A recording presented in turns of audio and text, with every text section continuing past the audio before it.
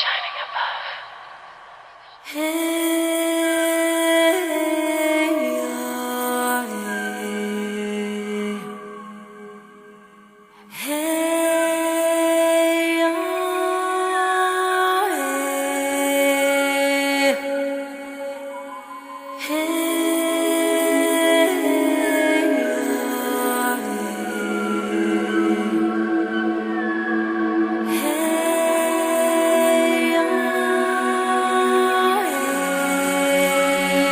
Reach for the stars above.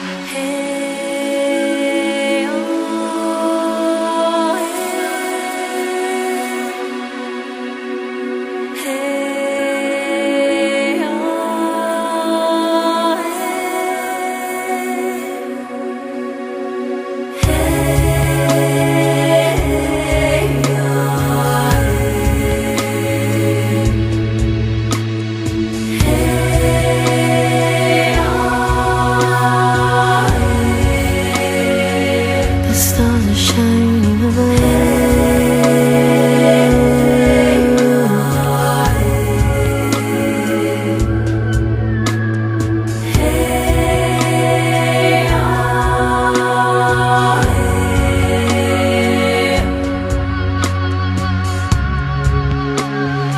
out there above the sea.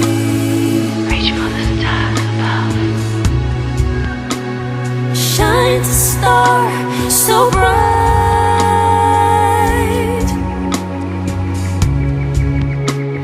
and it's looking out for me.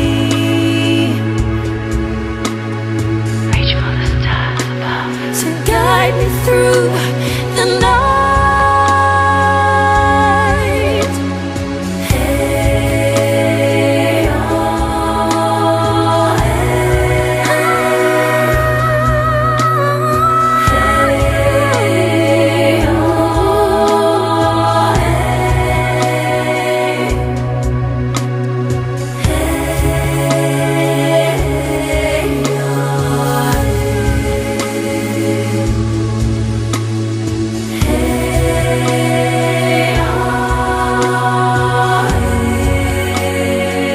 The stars are shining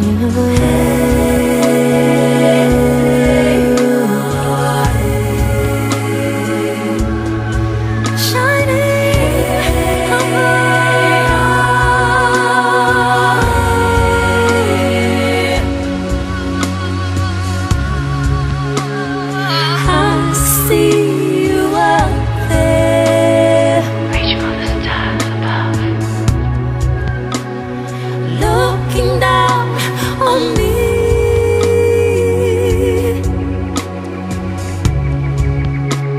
Sending a shining light.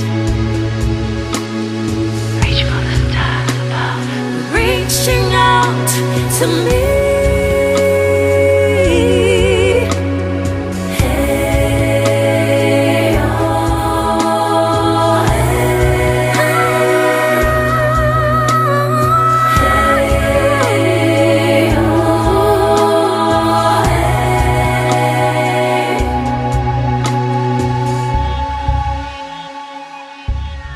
Kaitetia honga whetu he runga.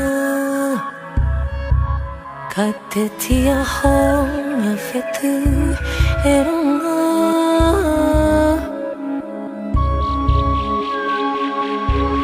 Ngā pihia o mua. Reach for the stars above. Ngā pihia o mua.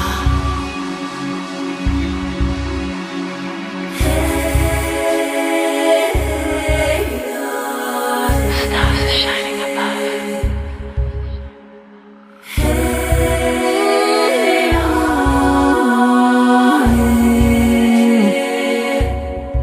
Shining on you.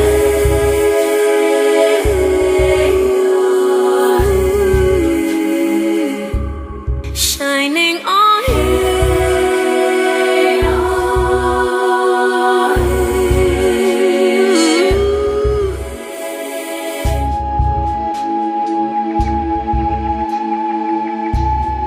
Ah.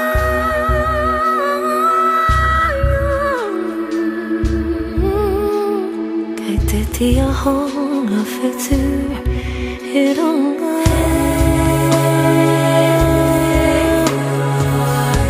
Kaititia honga whetu he ronga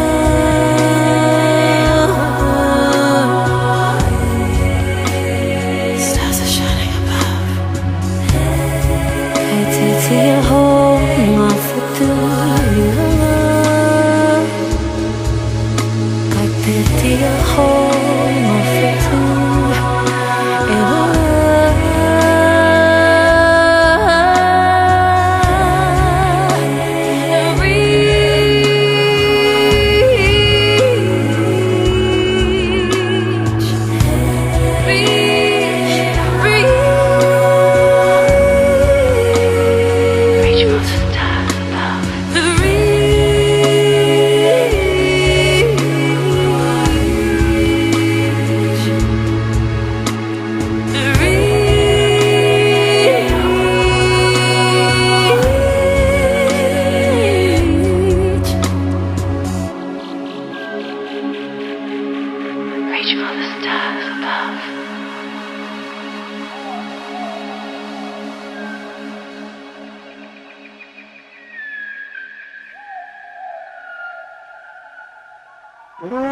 Ika rangi matauru, tauru rangi matawai. Rangi parauri, rangi tamase. Asi, Tuturu akamaua kia taina! Aumie! Uia! Kia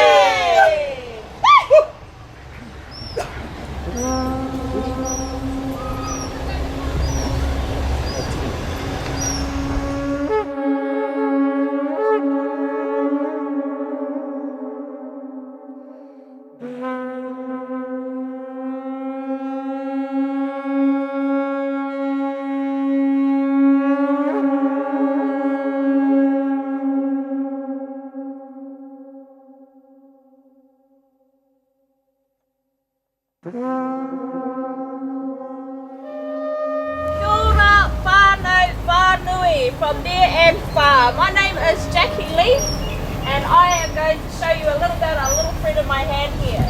So this is called a hoi, guys. So that's the tongue of our hoi. Can everybody say kaki? Kaki. Kaki. So this is the neck of our hoi. This part is called a tinana. Can you please say tinana? Tinana. Tinana. Tinana. Halfway. And the bottom of our hoi is called wawai. Can everybody say wawai? Wawai. Halfway. So when you get given one of these precious little things right here called a hoi, it is to be held like this. So you don't want your tongue to be on the ground. You want it to be facing up. And just place it on the ground slowly and all respectfully on your foot. Ka pai? Ka pai.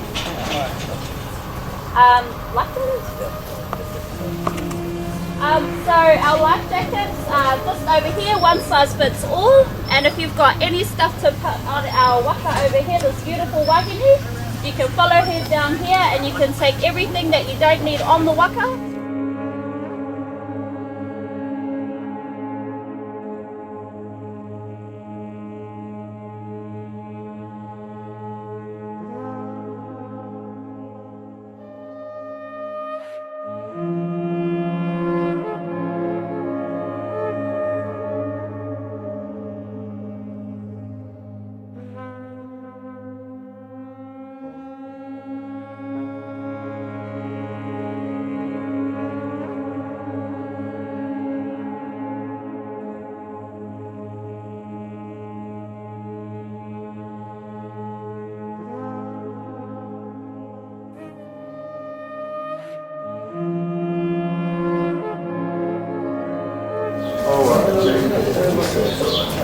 Alright, nei rā te mihi atu kia koe te katoa, nei mahara mai, nei mahara mai, hei te ki Waitangi, nei mahara mai ki te pito whina o tēnei wāhi a tāhua. In other words, everybody, warm welcome to you guys in Te Reo Māori. Welcome to the Waitangi Treaty Grounds. Welcome to the Bay of Islands. My name is Muka, just call me Muka. So if you've got any questions along the pathway, just ask and answer in 1835. And then 5 years later, we have the Treaty of Waitangi. The two copies are down there in the National Library in Wellington. They are too fragile to move around the country, and that's why they're not in that building here on site today. However, it's enough to show you how and what the treaty is all about in there. So if you've got time, go in there. Te konga who refers to the unborn child about to be born into the world.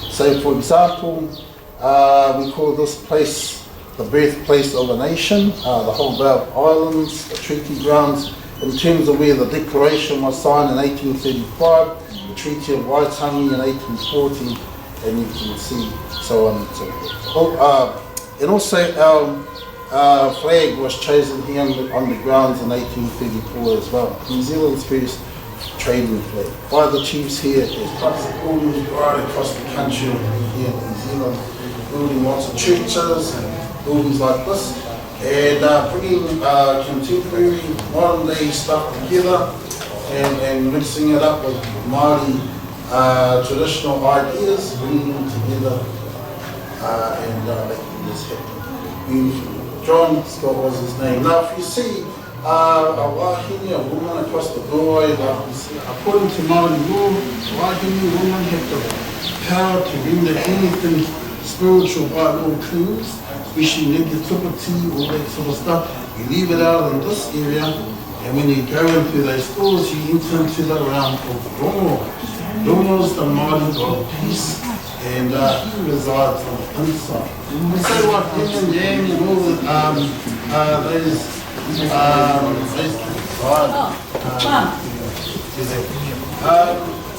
so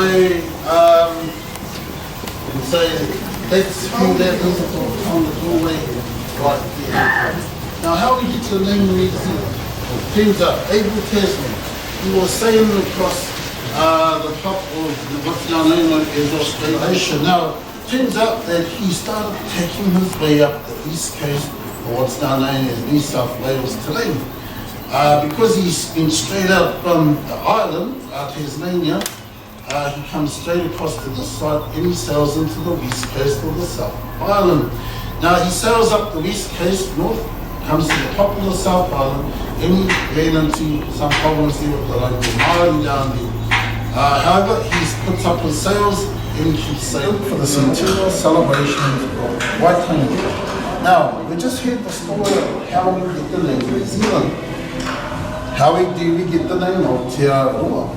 And the Long Waika was because of this person, this chief here, and his wife, Kura Marutini. Now, turns out his name is Kupi. It turns out that he arrived to these shores over 1,000 years ago on his double-hulled Kiraman style canoe. Now, as he comes close to the shores, it turns out Kupi brought his family on board their canoe with him at the time. As they come close to the shores, Kupi's wife Kura Marutini looks out to the new lands, and she happens to see a long white cloud above the hills. She yells out to her husband, Kupe, Kupe, titiro. In other words, look out there, Kupe, I see something.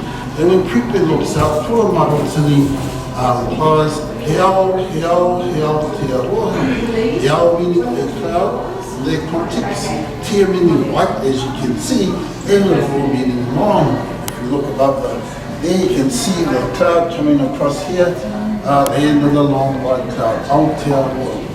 That's how we get the name, because of Kupe's wife Kura Marutini over 1,000 years ago, between 1937 and 1940, both built for the centennial celebrations. Now, according to the Guinness Books of Records, this is the longest dugout canoe in the world, done with axes and adzers, hollowed out, made up of 3 big giant trees, kauri trees, New Zealand native kauri. Now the biggest tree was found for the middle and the widest part of the canoe. The next tree was a little bit narrower, cut down, cut in half, hollowed out and joined onto the ends. On this side is like a tongue and groove joint, and on that side is another joint down that side. And the third tree was cut down, and you'll see the big tree stump at the back of the building was cut down for the freeboards along the sides and the carvings on both ends. The name of this canoe is known as Ngā Tuki Matawhāora, was the name of an ancient double house community that came over from eastern Polynesia over 900 years ago. And that name had been passed down from generation to generation until it was placed upon that ceremonial community. Given the name, that lies out in the Hook Young on the west coast. The name is Kāringa. Just the biggest wood picture.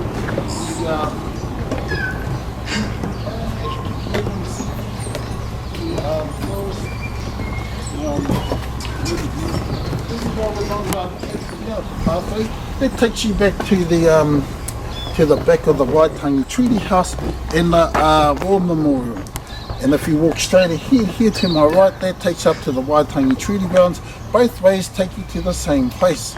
So if you do find yourself down any one of these pathways, it will lead you back to this bridge here. It can take 150, however you'll be like shoulder to shoulder on board and very uncomfortable. And there's no room for social distancing. So they took a few people off so that we could comfortably. There are a couple of names to this bay here. One known as Hobson's Beach, naturally named after Lieutenant William Hobson, who was the spokesperson for the king. It's just there on the left, guys. Like a line on the left. So there's a big tree stump that was cut down for the tree boards along the side. So please go that way and have a look at the big tree stump, take pictures. There's a picture in front of me of what it looked like the full band and crew. And last time I was on the photo was in February. Beautiful sight. And up on the painting signs they put down a early dugout canoes, water canoes, migration for the Polynesian navigators, and also how this community built.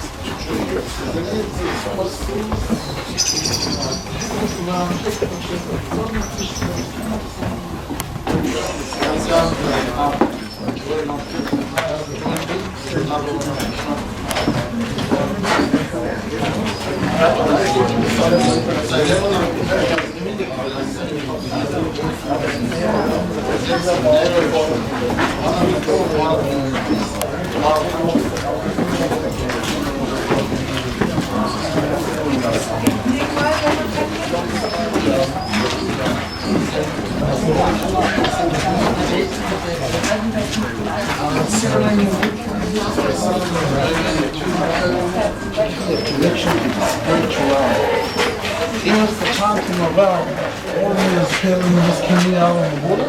It's all about harnessing the power of people, as you can hear. And so, does anybody have any questions? The connection that you just explained, could you go through that again for me, how it works? Okay, so here represents mankind, Yep. and in the spiritual realm, there's according to our storytelling, there's the connection spiritually back to the heavens, the highest point. That's what the spiral is. Yep. And then the little men up the top represent the gods. So mana tangata, that means the power of the people, and mana atua, power of all the gods up the top. Thank you. Connecting down to the spiritual realm of our ancestors along the side. So wherever the warriors go, they had their ancestors on their side. Thank you. Thank you These are very war much. canoes, so they sit under the domain of Tuna Pyramid and Other War. Designed for the warriors.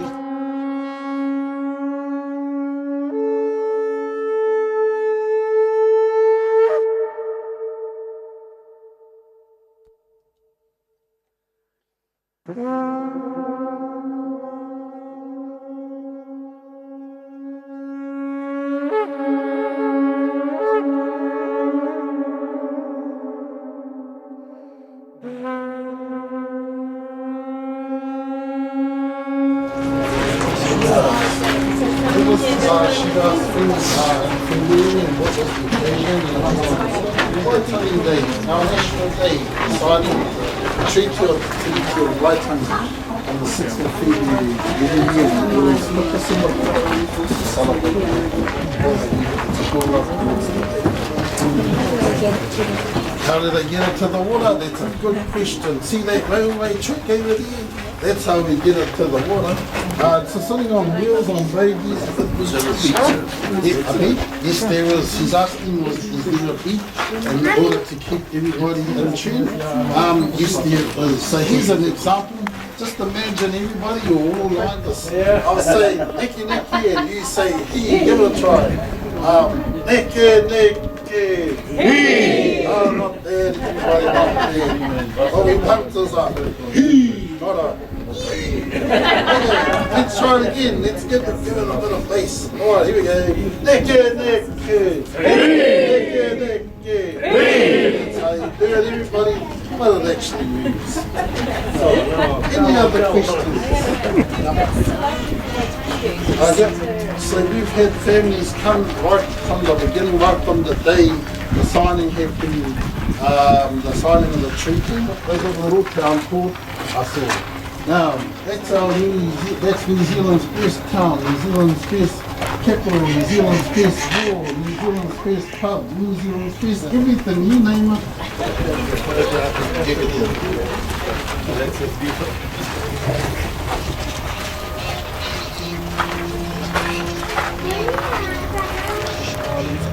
Time down on the charts.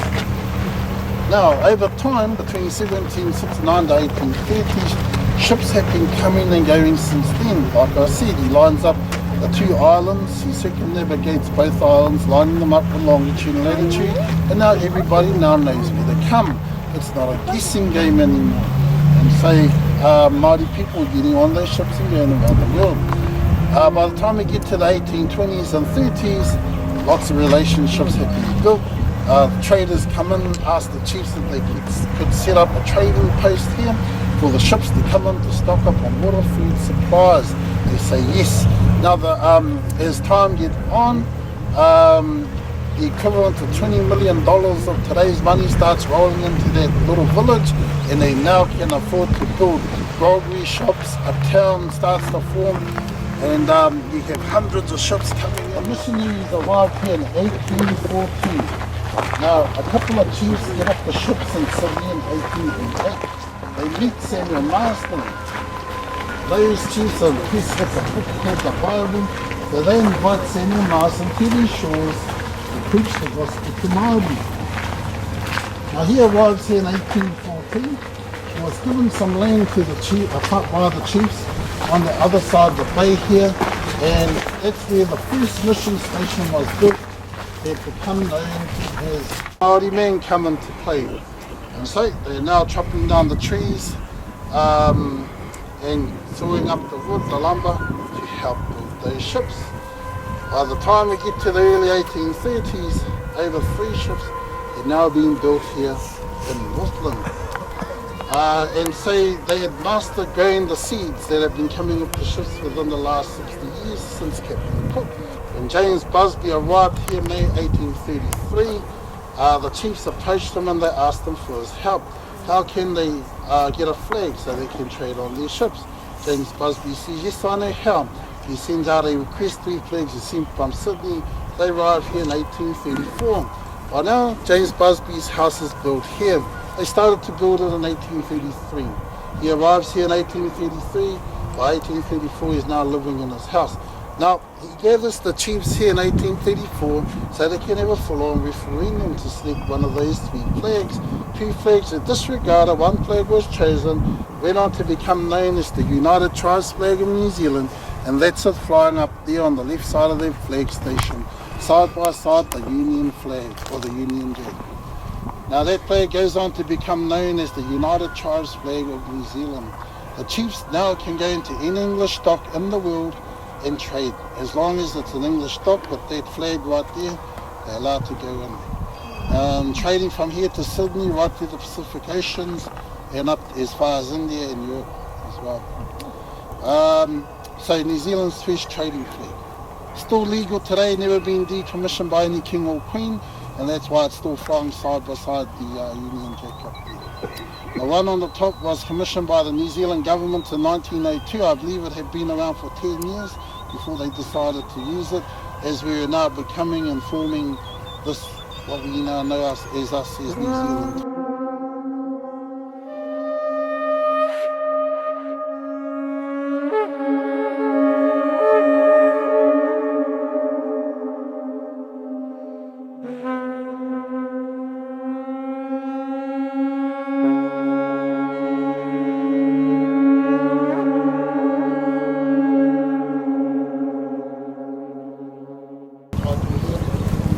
So, 1835, the Declaration is signed. The chiefs have power over their own country here, and so this leads off into the Waitangi Treaty in 1840. And this is how you get the British coming to the table. 20 naval steps up from their Norfolk Pine under a tent made of spars and sails at that time. And they started on the 5th of February. The first day was just informing the chiefs what the document was about, and then the chiefs were informed to go away. It was a Wednesday, come back on a Friday, carry on talking. After the chiefs went away on 4 o'clock that afternoon, they went on the other side of the river, sat around the bonfire arguing amongst themselves all night, sorry. They were back here 8 o'clock the next morning knocking on their door, the captain on the ship. And the captain saying, we don't give anchorage fees to you, we give it to the Crown.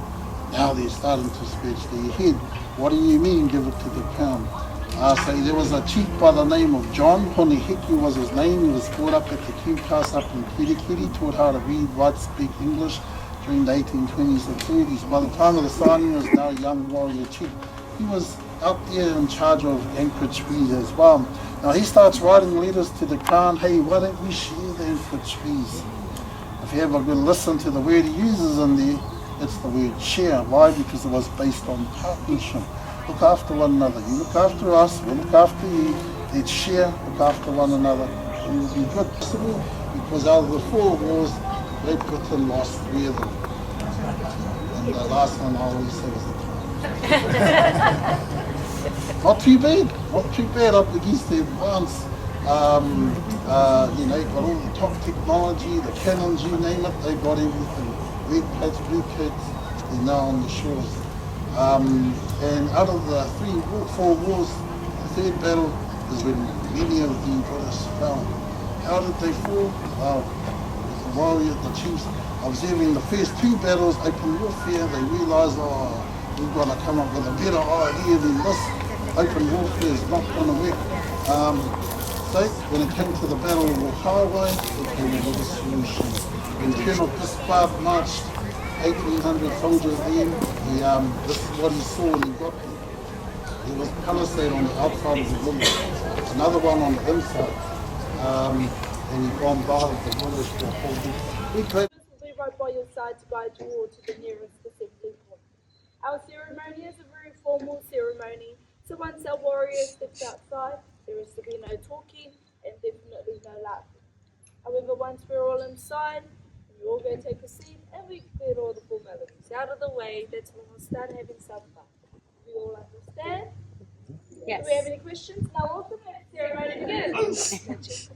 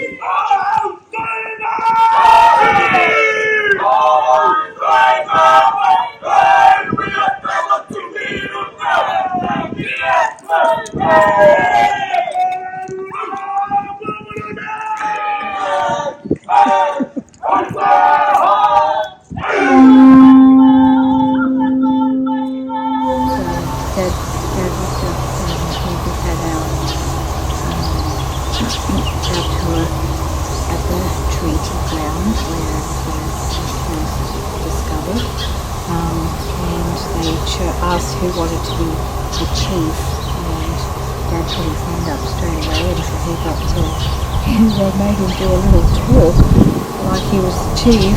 And of course, Dad being someone that can just talk off the cuff, he actually did a very lovely, actually got emotional just saying how beautiful.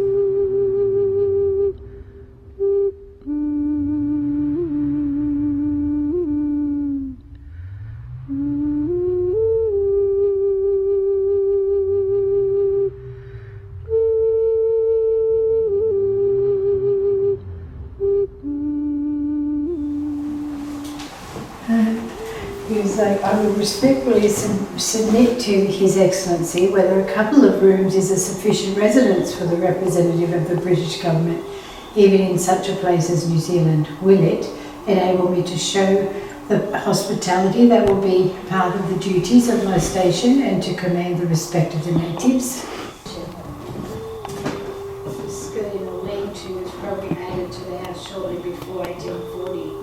The skirting is a ready way to provide extra space for a building, particularly a kitchen. You can see some of the house's original framework and fabric here. You can also explore the history of the building. That's pretty good. What a rigmarole, all these old homes with every slat. Yeah, I know. And on the slat, the putty was put for the wall. Yeah, instead of like a plaster. So after this, we head down the east coast, so all the way down to the Sounds in the Southern Island. Next? Yeah, Waitangi next. This is Waitangi. Oh. So we go down through Napier, Wellington, Christchurch, and then down to the Sounds. He remarked while it was very cross, the more trouble these little things are for us, the more we love them. Much more than when we had servants to do all this. Reverend William Cotton, visiting the Busby family. Agnes, between boiling their pork and kumara and fish, began to lay out the garden and mark her linen. 2 or 3 young married girls were her inseparable companions, and these she began to teach to sew and knit. Much to their delight and pride, but Agnes discovered later that her companions were waiting it from school to be her shadows. After that, they were only allowed to come to her after school hours. I like the little cradle.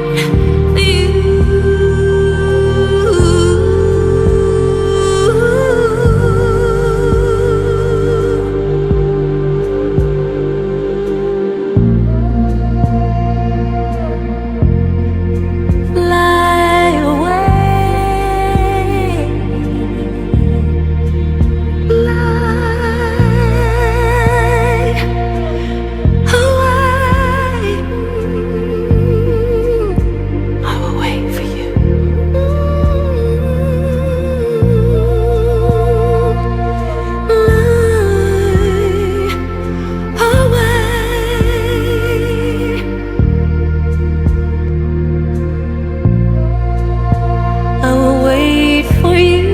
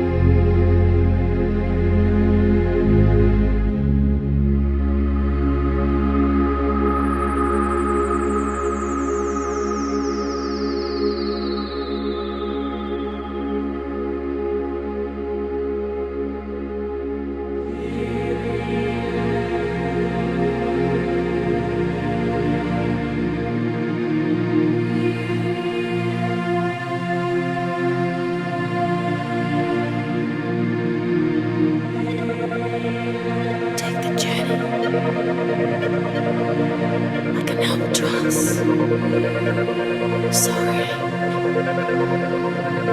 Through the sky.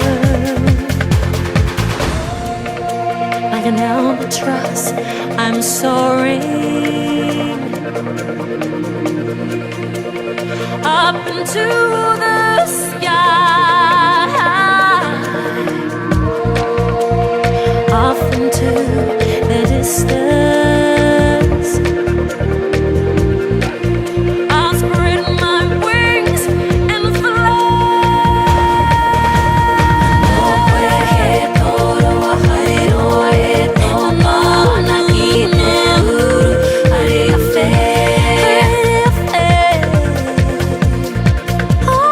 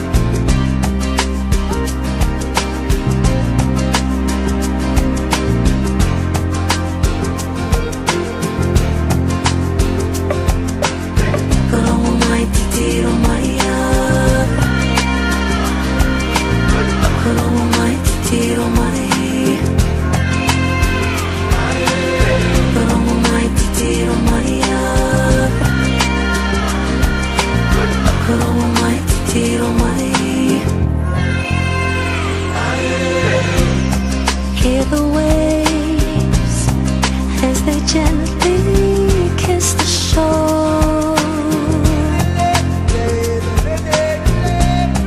Summer breeze as it's blowing fresh and pure. Cry of gulls as they soar out to the sea.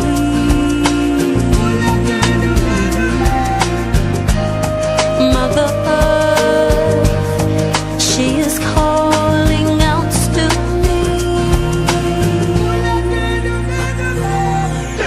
Oh my dear Maya,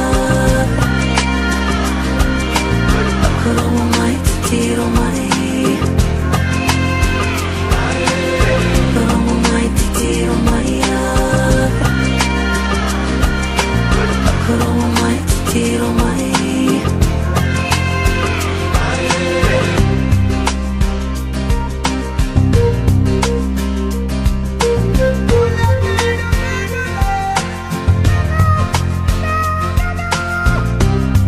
Hear the flow of a tranquil waterfall.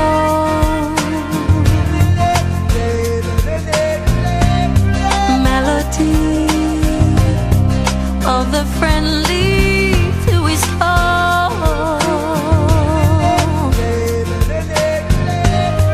Hear the trees as they're swaying far above.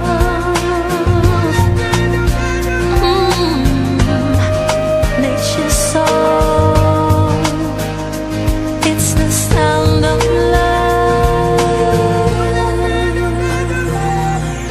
Oh my dear Maya, oh my dear Maya, oh my dear Maya, oh my dear Maya. Hear the trees as they're swaying far above.